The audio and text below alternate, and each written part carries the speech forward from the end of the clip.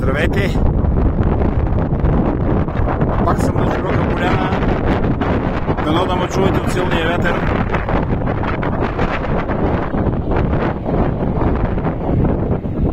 Тук съм на най-дълбокото место, когато имаш вода. Тези, които идват тук, знаят. Зумирам. Това са така наречените тартанели.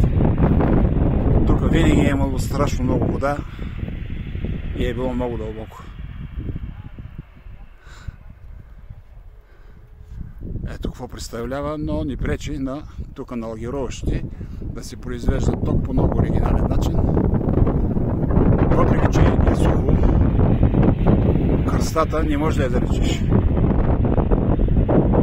Това е уникално место и се надяваме се, както са обещали, там в дъното, вижте, там се прави ремонт. Това е една тръба, която свързва голям биглик и широка поляна. След като я ремонтират, двата язовира ще ги напълнат. Така е обещано до края на септември да го свършат. Да се надяваме, че тази красота ще се върне и другата година вече ще се радваме на пълен язовир, както този, така и на голям биглик. Това мога да ви кажа за сега.